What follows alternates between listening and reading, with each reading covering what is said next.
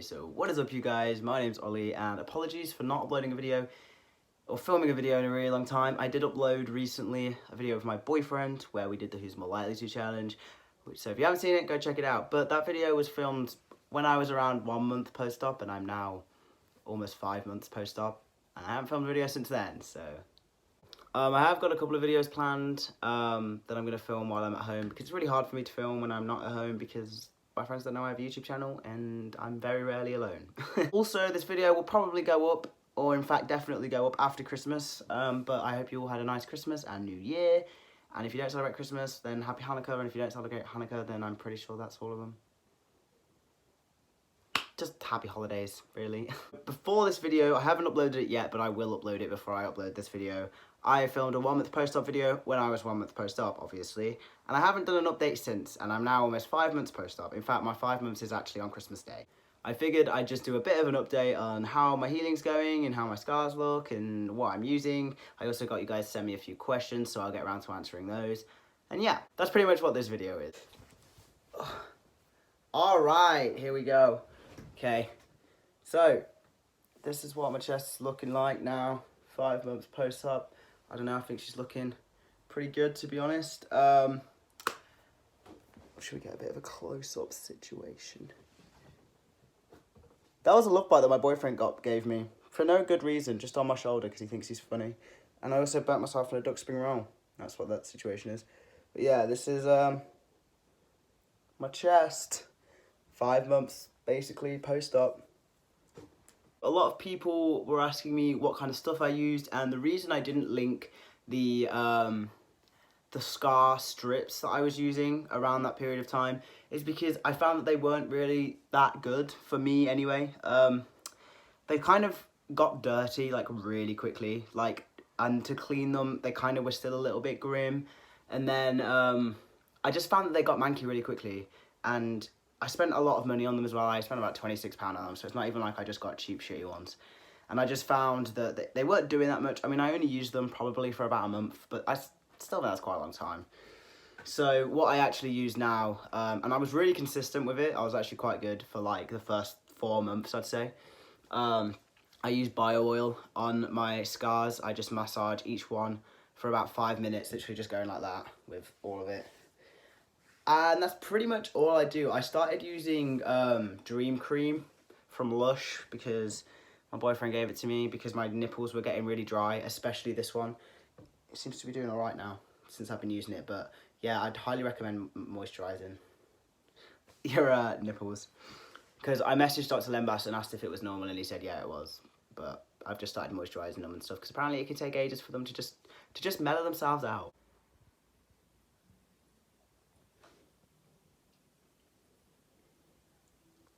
So now I've finished kind of everything I wanted to say. I'm going to get around to your guys' questions. Somebody asked if I could do it all again, would I do anything differently?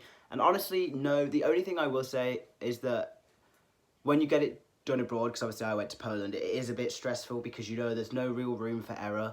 Like, when I got my breast ultrasound done, they couldn't find me on the system because we were in this massive place and it took so long to actually find where I was meant to go, so we almost missed my appointment, and I literally was like about to break down because I was like, if I don't get this done, I'm not getting top surgery, and there's no like rebooking, you know, we can't afford to fly out here and book accommodation again. So yeah, but I wouldn't have changed who. I'm so happy with my results. I'm definitely glad I went with Dr. Lembas. I don't regret that at all, and his team were all really, really nice. Somebody else asked what the hardest part of recovery was, and honestly, I'd have to say it was just the boredom. Like, I'm quite a sociable person. I feel like I see people quite a lot, and I'm always doing something, you know, for the most part. I like to kind of get out of the house sometimes, and it's hard because obviously not only was I abroad, so it was just me and my mum, which me and my mum got on really well, but obviously you get a bit stir crazy spending that much time with anyone. And there was only so much we could do. Obviously there wasn't a lot of like activities and stuff I could do because I was in recovery. There wasn't any pain or anything, I didn't find, but yeah, you just get a little bit stir crazy. Somebody else said, what exactly was my like recovery duration? Honestly, there's no real time limit for it, I don't think, but I would say after a month, I was feeling exactly 100% me. Like, after the first few days, I felt fine. Like, I'd say after about 3 days, I felt pretty normal. The only thing that affected me was my sleep, because I couldn't sleep on my front or my side. I could only sleep on my back, and I like to sleep on my stomach. So obviously I couldn't do that until about a month post-op, which is what was the main difference. And obviously that was also when I could start wearing my post-op binder. But yeah, in terms of moving about and stuff, I was pretty much normal after like a week and a half, I'd say. I still avoided carrying heavy stuff, like, because we have to carry my dog down the stairs because he can't do it anymore himself. He's like a sausage dog. So when my boyfriend stayed, he just did it for me because I didn't want to risk it. But other than that, everything was fine. Somebody asked what exactly happened in the consultation. Honestly, I don't remember it that well anymore. I remember him looking at my chest and basically just explaining that I was only like, what's the word? Like, I only fit the criteria for double mastectomy, which I knew anyway. And people say they got weighed and stuff, but that didn't happen for me at all. Maybe it's just if you, like, look like you could be, like, too overweight or something, they might weigh you, but other than that, I don't know. And he also showed me a load of his results that weren't, like, available to look at online, which was nice. And also, like, just let me ask any questions. I do remember asking questions, but I don't remember what they were now. Somebody asked, how do I deal with the scars, and questions about top surgery since I'm stealth at uni. And I am actually going to film a video on this, but I'm actually not so stealth at uni anymore. I've come out to, like, my closest friends and everyone that I live with except for one guy. I am going to make a video on this, so I'll kind of talk more on that later on. But yeah, that's kind of how I dealt with it. I don't have to deal with it. And another person asked if my scars make me uncomfortable. I wouldn't say uncomfortable. Obviously, I'd much rather just not have them. And I haven't really gone shirtless in public yet because I've had no reason to. You know, it's not like I live in a hot country or anything. Like, I'll probably go on holiday. Well, I am going on holiday in the summer, so that'll be the first time I get shirtless.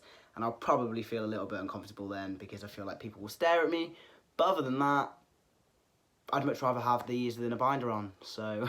Somebody else asked, how do you deal with dysphoria getting worse as surgery gets closer? And I definitely do relate to this, because I think, like, I remember when, especially when I went back to uni, because we moved back into my house in July, just to see everyone again, like in Sheffield, and I was still staff at this point. So I was wearing my binder, like, 24/7 pretty much, and it makes you so much more aware of it, especially because I knew I was so close to, like, never having to wear one again. And yeah, I just remember, like, crying to my boyfriend, being like, I'm so fucking fed up of it now.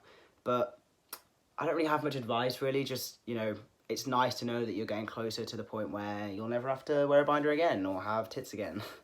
And, you know, as long as you've got good friends and stuff like that, then just talk to them about it, you know. That's pretty much it for this video, guys. If you have any other questions, then please do let me know down below, and I'll do my best to reply to you. And also, if you haven't watched my 1 month post-op video, then please do go watch that, because it will be nice to see what you think of how I've done. And also watch the video of my boyfriend, just because why not, eh? I will be filming a video on, you know, coming out at uni and how I'm not stealth anymore and how that went, stuff like that. So yeah, look out for that video, and happy holidays, and I'll see you next time.